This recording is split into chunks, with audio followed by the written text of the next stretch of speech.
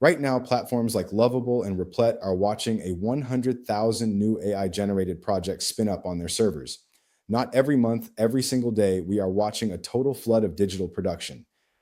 When producing software becomes effectively free, the entire structure of the tech industry warps. For the last 20 years. The hardest part of building a business was usually writing the code, but right now, all of that friction is gone. This creates a massive blind spot for developers. If you are banking on your ability to generate code quickly as your competitive advantage, you are building on sand being fast at writing. Software is no longer a defense when an AI agent can build out an entire application in seconds and no way. This drops thousands of founders directly into what we call the middleware trap.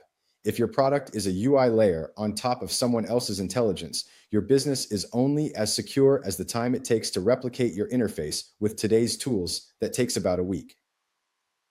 This flowchart outlines the new life cycle for most digital products. You start with an idea, feed it into an AI builder, and instantly deploy a product. You think you have a business, but you are completely exposed to the next node in the sequence. The moment a major player pushes an update to their foundation model, your product is rendered obsolete overnight.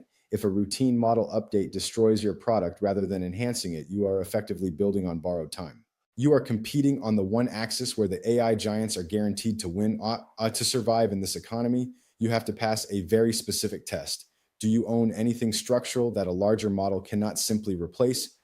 To answer that, we can look at this strategic matrix. We evaluate the different types of modes available to builders today, plotting them by how hard they are to establish versus how well they protect you.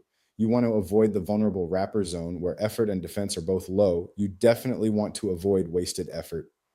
You need to position your business in either an agile mode or a structural monopoly. Reaching these high defensibility zones requires shifting your focus toward 5 structural layers that general models cannot replicate. The first defensive path is tailored for enterprise and B2B founders. It focuses on owning the context layer context. Your proprietary situational data serves as the primary leverage point when the underlying AI is a general purpose commodity. The goal is gathering information like client relationships, internal meeting notes, and historical financials, and locking it down. Foundation models are generalists. When an agent plugs into your fortress of context, it transforms from a generic chatbot into a capable digital employee. The trade-off here is the cold start problem. To gather the context that makes the AI useful, you first need users to trust you with their data. You have to build a tool that solves a hard workflow problem from day one, before the AI optimizations even kick in. And look at platforms like Salesforce or Notion. Notion didn't train their own foundation models. They spent years accumulating the largest structured knowledge graph of organizational data in the world. Now, any model that wants to be useful to a company has to go through Notion to read that data. Plotting this on our matrix, the context layer sits in the structural monopoly zone. It requires high setup friction to convince companies to hand over their workflows, but it yields immense long-term defensibility. So, for B2B founders, capturing context means you stop fearing the model updates. When OpenAI drops a smarter agent, it doesn't replace you. It just plugs into your data fortress and makes your product work better. The next strategy is a powerful play often overlooked by tech-first founders, the liability and trust layer. So, when AI drives the cost of creating fake apps and malicious storefronts to zero, trust becomes a walled garden. Agents need to know where it is safe to transact. This requires strict regulatory compliance, legal verification, and heavy auditing if you own the verification process. If you are the entity that guarantees a transaction is safe or a piece of medical advice is sound, you become the routing layer for the internet. Autonomous agents will simply refuse to operate outside of trusted, verified channels. Building this layer is a slow, bureaucratic process that relies on deep domain expertise. You cannot speedrun compliance or insurance protocols.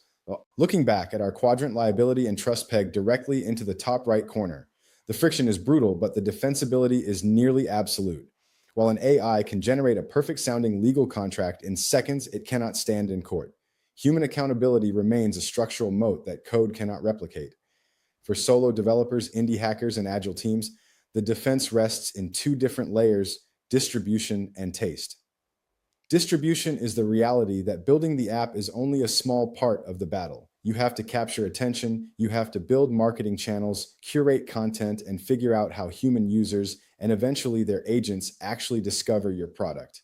When the market is flooded with infinite software supply, Curation becomes a scarce resource if you control the audience or the discovery mechanism, you control the choke point. Then there is taste. This is a conviction about what should exist in the world driven by human editorial judgment. It is your ability to look at an AI generated output and know whether it actually hits the mark for your users. I can run the factory line on the left, pumping out functional but soulless features, but humans crave the workbench on the right. They want products curated by an operator who understands their specific aesthetic tone and pain points. These layers have clear trade offs. Taste is highly subjective and hard to scale with pure engineering, and prioritizing distribution means you will spend far more time talking to users than you ever will writing code. And on the matrix, taste and distribution fit into the agile moat quadrant. They require lower technical setup than a massive data play, providing a flexible shield against the giants.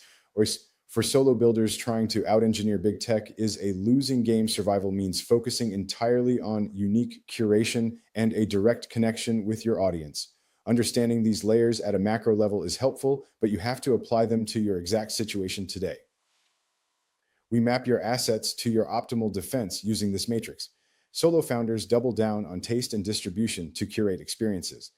B2B builders prioritize the context layer to secure internal data. Names domain experts focus entirely on liability and trust. As a safety backstopness, the rapid advance of AI is stripping away the busy work of coding. What's left behind are the raw, difficult elements of actual business: earning trust, finding distribution, and solving real human problems. If you insist on fighting the foundation models purely on your ability to produce software quickly, you will be overtaken by the wake. The long-term winners of this economic shift are those who establish the context, trust, and distribution infrastructure required for AI to operate effectively. Look at your assets. Find the spaces where the foundation models physically cannot reach.